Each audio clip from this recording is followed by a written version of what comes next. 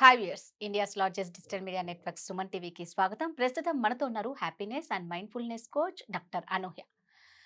చాలా మంది భావోద్వేగాలకు గురవుతూ ఉంటారు. అంటే ఎమోషన్స్ ఎక్కువగా క్యారీ చేసే కొద్దీ మనం ఎమోషన్స్ ఎంత క్యారీ చేస్తే అంత బాధపడుతూనే ఉంటాం. అట్లనే ఎమోషన్స్ లేకపోయినా కష్టమే. బ్యాలెన్స్ చేయడం చాలా ఇంపార్టెంట్ కాబట్టి అనూహ్యని అడిగి మనం ఈ ఎమోషన్స్‌ని ఎలా డీల్ చేయాలి అనేది తెలుసుకుందాం. నమస్తే అనూహ్య. నమస్తే అండి. మనం ఏదైనా ఒకటి స్టార్ట్ చేయాలి అన్నప్పుడు ఫస్ట్ మనం తీసుకునే డెసిషన్ బట్టే ఉంటుంది. ఒక అవును. బిజినెస్ తీసుకో, ఒక హ్మ్. జాబ్‌లో జాయిన్ హ్మ్. అవ్వాలన్నా, ఈవెన్ ఒక లవ్ చేయాలన్నా, అంటే ప్రతి దానికి ఒక చిన్న విషయం నుంచి పెద్ద విషయం దాకా మనం తీసుకునే డెసిషన్స్ బట్టే బ్రైట్ ఫ్యూచర్ ఉంటుంది అనేసి అనుకుంటూ ఉంటాం. సో, ఈ డెసిషన్స్ చాలామంది కరెక్ట్‌గా తీసుకోకపోవడం వల్లే లైఫ్‌లో ఫెయిల్యూర్స్ ఎక్కువ అవుతూ ఉంటారు. హ్మ్. ఎలా కరెక్ట్ డెసిషన్ తీసుకోవాలి? డెసిషన్ అనేది చాలా వరకు కూడా మనం హ్మ్. ఏదో కంగారులోని తీసేసుకుంటూ యెస్. ఉంటాం. హడావిడి పడుతూను అదిను. హ్మ్. మనం తీసుకునే డెసిషన్ ఎలా ఉండాలి అంటే, మనం తర్వాత మళ్ళీ నేను ఎందుకు ఈ పని చేశానా? ఎందుకు ఈ డెసిషన్ రైట్. తీసుకున్నానని రిగ్రెట్ అవ్వకూడదు. కరెక్ట్. ఆ రిగ్రెట్ లేని డెసిషన్స్ తీసుకోవాలి అంటే, మనం చాలా కామ్‌గా హ్మ్. పీస్‌ఫుల్ స్టేట్‌లో ఉన్నప్పుడు తీసుకోవాలనమాట. Correct decision right. అనేది. హ్మ్. ఇప్పుడు ఒక డెసిషన్ అనేది మనం తీసుకున్నప్పుడు ఎలా ఉంటదంటే సాధారణంగా సోషల్ ఇన్‌ఫ్లుయెన్సెస్ ఇప్పుడు యెస్. మన చుట్టుపక్కల ఉన్న సమాజం బట్టి, మన కల్చర్ బట్టి, హ్మ్. సోషల్ మీడియా ఇన్‌ఫ్లుయెన్స్ బట్టి, లేదా ఇంట్లో ఉన్న పేరెంట్స్ ప్రెషర్ బట్టి, ఏదైనా బోలెడు ఫ్యాక్టర్స్ ఉంటాయన్నమాట. అవును. మీ లైఫ్‌లో ఉన్న ప్రెజెంట్ ఇప్పుడు స్ట్రెస్‌ఫుల్ సిట్యుయేషన్ ఉందనుకోండి, దాన్ని బట్టి కూడా తీసేసుకుంటూ ఉంటాం. దాన్ని ఆ మొమెంట్‌కి దాన్ని అవాయిడ్ చేయాలి అంటే, హ్మ్. ఏదో ఆ టైంకి వచ్చిన ప్రాబ్లమ్‌ని గట్టెక్కేయాలి, రైట్. దాటించేయాలి అది అన్నట్టు. అలా తీసుకోకూడదు. ఎప్పుడైనా ఒక డెసిషన్ తీసుకోవాలి అంటే, డౌన్ ది లేన్ ఒక సంవత్సరం తర్వాత ఆ డెసిషన్ మీరు తీసుకుంటే, హ్మ్. అదెలా ఉంటుంది అనేది మీరు అనలైజ్ చేసుకోవాలి. సంవత్సరం తర్వాత, 5 సంవత్సరాల తర్వాత, 10 సంవత్సరాల తర్వాత, ఒక 25 సంవత్సరాల హ్మ్. తర్వాత. అంటే ఇవేంటి? ఇవి లాంగ్ టర్మ్ గోల్స్ అనేవి అప్పుడు డెవలప్ చేసుకోగలమనమాట. ఇప్పుడు చిన్నప్పుడు అందరం చాలా వరకు చాలా అవ్వాలనుకుంటూ ఉంటాం. అందుకే టీచర్ హ్మ్. ఏమవుతావంటే ఒక్కొక్కళ్ళు ఒక్కొక్కటి చెప్తూ బోలెడు రకాలు ఉంటారు. వినిపిస్తాయి మనకి. అవును. ఎంత చిన్నగా అంటే బస్ అయ్యో! కలెక్టర్ దగ్గర నుంచి గూడా అవుతాను అని కూడా డాక్టర్ వినిపిస్తా అన్నీ ఉంటాయి. ఇవే. అవును. అన్ని రకాలు వచ్చేస్తూ యెస్. ఉంటాయి. అంటే ఆ ప్రెజెంట్ అప్పుడేంటి పిల్లలు ఉన్నప్పుడు ఆ ప్రెజెంట్ వాళ్ళు అబ్జర్వ్ చేస్తున్న సిట్యుయేషన్స్ వాళ్ళకి ఏది ఎక్సైటింగ్‌గా యెస్. ఉంటుందో దాన్ని బట్టి చెప్తా ఉంటారనమాట. హ్మ్. కానీ అదే క్వెషన్ పెద్దయ్యాక అడిగితే హ్మ్. నువ్వు రిగ్రెట్ అవుతున్నావా? నువ్వు అది అవ్వలేదు అని అంటే, లేదు నేనిప్పుడు బెటర్‌గా ఉన్నాను. అది అవ్వలేదని అంట. అంటే యెస్. ఏదో ఆలోచన లేకుండా తీసుకునే హ్మ్. డెసిషన్స్ అవి. నేను ఇది అవ్వాలి అది అని. అలా కాకుండా ఒక పద్ధతిగా చేయాలి అంటే, హ్మ్. మీరు ఒక ప్రాపర్ డెసిషన్ తీసుకోవాలి అంటే, ఫస్ట్ మన చుట్టుపక్కల ఉన్నాటితో డిస్కనెక్ట్ అవ్వాలి. హ్మ్. Disconnect to connect. ఎవరితో కనెక్ట్ అవుతారు? మీతో మీరు కనెక్ట్ అవ్వాలి.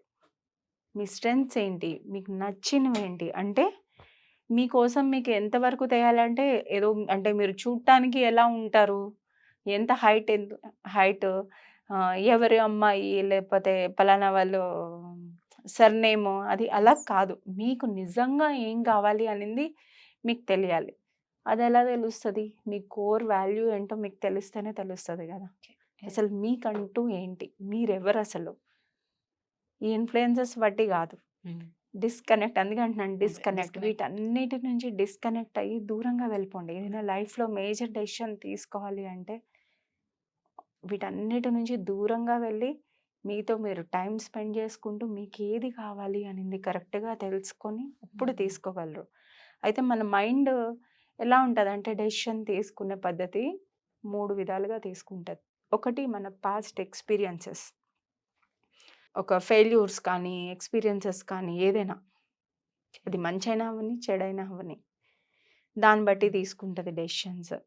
అక్కడ ఏమవుతది, మనం ఎక్కువ శాతం పాస్ట్‌లోనే ఉంటాం. 2 డ్రీమ్ బిగ్ అంటాం కదా! హ్మ్. ఇప్పుడు కొంతమంది ఏమంటారంటే డ్రీమ్స్‌లోనే ఉంటారు. యాహ్! డెసిషన్ అనేది తీసుకోలేరు. అంటే స్టెప్ అనేది ఉండదు. యాక్షన్ ఓరియెంటెడ్‌గా ఉండదు. అలాగా ఆలోచిస్తూనే ఉంటారనమాట. గాల్లో మేడలు కట్టడం అంటారు కదా, అట్లా. సో వీళ్ళు ఎప్పుడు ఫ్యూచర్లోనే ఉంటారు, ఓకే. రియలిస్టిక్ యాక్షన్స్ ఉండవు. ఉండవు. థర్డ్ డెసిషన్ అనేది ఎలా ఉంటుందంటే రియలిస్టిక్, ప్రాక్టికల్గా ఆలోచిస్తారనమాట. వీళ్ళు ఎలా ఉంటారు, ప్రెజెంట్ మూమెంట్లో, ఎక్కువ శాతం ప్రెజెంట్ మూమెంట్లో. అంటే ప్రెజెంట్ ఎంతవరకు ఇది నా వల్ల సాధ్యం, ఎంతవరకు నేను చేయగలను అనేది దాన్ని బట్టి డెసిషన్ తీసుకోవడం బట్టి ఉంటుంది. అంటే మన కెపాసిటీ కెపబిలిటీ కూడా తెలియాలి కదా. అందుకని అన్న ముందు మనకేంటి కావాలి, మనం ఎవరు అనేది మనం తెలుసుకోవాలి 100%. మనతో మనకు కనెక్షన్ వచ్చినప్పుడే అప్పుడు ఆ డెసిషన్ అనేది తీసుకోగలం. ఇంకొకటి కూడా చెప్తాను ఇక్కడ, మనం తీసుకున్న డెసిషన్ ఎలా ఉండాలి అంటే అవతల వాళ్ళకి నష్టం కలగకూడదు. ఇప్పుడనే కాదు, తర్వాత అయినా కూడా, ఫ్యూచర్లో కూడాను. పక్క వాళ్ళకి నష్టం కలగకూడదు, మనకి నష్టం కలగకూడదు. ఆ విధంగా మనం ఆలోచించుకొని తీసుకోవాలి. దీనంతటికి సిద్ధాంతం ఏంటి అంటే ప్రెజెంట్ మూమెంట్. ప్రెజెంట్ మూమెంట్లో ఉంటూ డెసిషన్ అనేది తీసుకోవాలి. అప్పుడు ఇంకా అసలు తిరుగు ఉండదు, మీరు ఆలోచించాల్సిన అవసరం ఉండదు. సో అంటే ఇప్పుడు మామూలుగా ప్రతిదానికి ఫస్ట్ మనం బేస్ నుంచే తీసుకుంటూ ఉంటాం. ఏదైనా సరే చిన్నప్పటి నుంచి అనుకుంటూ ఉంటాం కదా. ఎలా ఇప్పుడు పిల్లల్లో కూడా మీరు అనుకున్నట్టు ఒక మంచి డెసిషన్ తీసుకోవాలి అంటే అంత ఆ చిన్నపిల్లలకి ఏం తెలియదు కాబట్టి పేరెంట్స్ మీదే డిపెండ్ అవుతారు. అవును. అవునా? ఒక ఏజ్ వచ్చిన తర్వాత వాళ్ళకు వాళ్ళు డెసిషన్స్ తీసుకొని చాలా మంది స్పాయిల్ అయిన వాళ్ళే ఉంటారు. సో అంటే ఒక ఏజ్ ఆ టైంలో కాకుండా మనం పిల్లల్ని కూడా ఏది తీసుకున్నా చిన్నప్పటి నుంచి పేరెంటింగ్ ఏమన్నా చేయనీకుంటుందా? డెఫినెట్లీ ఉంటుంది రాదా. మనం యాజ్ ఎ పేరెంట్ మనం పిల్లల్ని చిన్నప్పుడు ఎలా ట్రీట్ చేస్తామో ఆ ఎఫెక్ట్ పెద్ద అయ్యాక వాళ్ళ డెసిషన్ మేకింగ్ మీద పడుతుంది. అది ఎందువల్ల అంటే ఒక చిన్న ఎగ్జాంపుల్ చెప్తాను. సపోజ్ శీతాకాలం చాలా చలిగా ఉంది, పిల్లలు స్కూల్కి వెళ్తారు. నేను సపోజ్ నా పిల్లలకి జాకెట్ వేసుకోండి, పైన కప్పేసుకోండి, ఫుల్ జిప్ వేసేసి అన్నీ కవర్ చేసి పంపించేద్దాం అనుకుంటాను.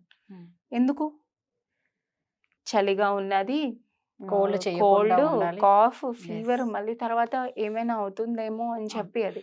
కానీ వాడు పిల్లడు చెప్తా ఉంటాడు, వద్దు మమ్మ నాకు ఏమీ లేదు, నేను బాగానే ఫీల్ అవుతున్నానన్న. మనం తల్లులు వింటామా? అసలు మనం ఫ్యూచర్లో ఉంటాం కదా, ప్రెసెంట్లో ఉండం. తర్వాత వచ్చే డీల్ చేసుకునే కన్నా ప్రివెన్షన్ ఈజ్ బెటర్ కదా అని వేసేస్తూ ఉంటాం. ఇక్కడ మొదలవుతుంది రాదా ఇంత చిన్న చిన్న విషయాలు అనమాట.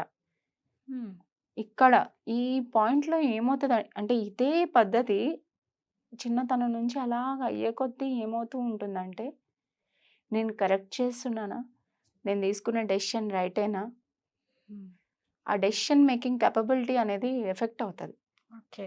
అంతకన్నా నేనేం చెప్తానంటే చాయిస్ ఇవ్వండి మీ పిల్లలకి. ఇప్పుడు మీరు ఉన్నారు కదా, పెద్ద అయిన తర్వాత వాళ్ళు బెటర్గా బాగుపడాలి అంటే ఇప్పుడు పిల్లలకి మీరు చాయిస్ ఇవ్వండి. మీరు డెసిషన్ వాళ్ళ కోసం తీసుకునే కన్నా చాయిస్ అనేది వాళ్ళ చేతిలో పెట్టినా కూడా ఒకవేళ అటు నుంచి ఏమైనా అయినా కూడా కరెక్ట్ చేయడానికి మనం ఉన్నాం కదా. ఇదే విషయం ప్రతి విషయంలోనూ వర్తిస్తుంది. ఈవెన్ వాళ్ళ ఎమోషన్స్ హ్యాండిల్ చేయడం దగ్గర నుంచి కూడాను ప్రతి విషయంలోని ఆ చాయిస్ అనేది మనం పిల్లలకి ఇవ్వగలిగితే ఇప్పుడు డెఫినెట్గా అప్పుడు హెల్ప్ అవుతుంది. అంతేకాకుండా మనం as most of the parents ఏం చేస్తామంటే, కుదరదు, నీకు చాయిస్ లేదు, నేను ఇది చెప్తున్నాను, నువ్వు ఇది చేయాలి అంతే. అవును, ఈ టైంలో చదవాలంటే చదవాలి. ఒకవేళ మీ పిల్లలు కానీ ఆ టైంలో నేను ఇది చేయను ఇంకేదైనా చేస్తున్నాను అన్నా మీరు చాయిస్ ఇవ్వండి, 2 ఆప్షన్స్ ఇవ్వండి. ఇప్పుడు చేస్తావా, తర్వాత చేస్తావా. చెయ్యకపోతే ఏమవుతుంది, ఆ కాన్సిక్వెన్సెస్ కూడా మీరు ఇవ్వగలగాలి. అప్పుడు కదా వాళ్ళకి డెసిషన్ మేకింగ్ కెపబిలిటీ అనేది వస్తుంది. చిన్నప్పటి నుంచి ఇలా ప్రతి విషయంలోని కూడా అనమాట. ఓకే, నువ్వు ఇది చేస్తావా, చెయ్యి, కాదు అంటే ఇది అవుతుంది, అక్కడ వరకు చెప్పొదిలేయాలి. చిన్నగా ఉన్నప్పుడు మనం ఉంటాం కాబట్టి మనం కరెక్ట్ చేయగలుగుతాం. అలా పెద్ద అయ్యే కొద్దీ వాళ్ళకి ఒక right frame, right thinking frame, ఎలా ఆలోచించాలి వాళ్ళకు ఒక డెసిషన్ తీసుకునే ఇండివిజువాలిటీ డెవలప్ అవుతుంది. సో అనూహ్య, మీరు వెబినార్ క్లాసెస్ స్టార్ట్ చేయబోతున్నారు కాబట్టి, సో ఈ క్లాసెస్ ఎప్పుడెప్పుడు స్టార్ట్ అవుతాయి, ఎన్ని డేస్, ఇక అదేవిధంగా ఇందులో ఏమేమి మీరు నేర్పిస్తారు, ఎలాంటి వాళ్ళు జాయిన్ అవ్వాలి మీ క్లాసెస్లో?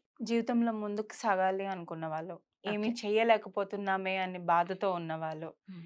ఏం చేయాలో, ఎలా వెళ్ళాలో డైరెక్షన్ లేకుండా క్లారిటీ లేని వాళ్ళు, ఓకే. వీళ్ళందరూ కూడా జాయిన్ అవ్వచ్చు. అన్నీ ఉన్నా గూడాను ఇంకా ఏదో మిస్సింగ్.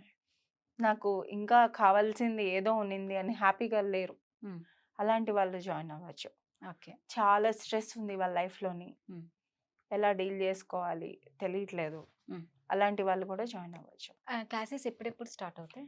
క్లాసెస్ ఈ మంత్ 21, 22, 23 3 డేస్ ఉంటాయి. సో ఇదండి అనూహ్య చెప్పినట్లు మీకు ఎవరికైనా ఇలాంటి వాళ్ళు ఉండి అంటే ఇది ప్రతి ఒక్కరికి ఇంపార్టెంటే కాబట్టి ఎవరైనా సరే ఇంట్రెస్ట్ ఉంటే కింద స్క్రోల్ అవుతున్న నెంబర్‌కి కాల్ చేసి కాంటాక్ట్ అవ్వండి.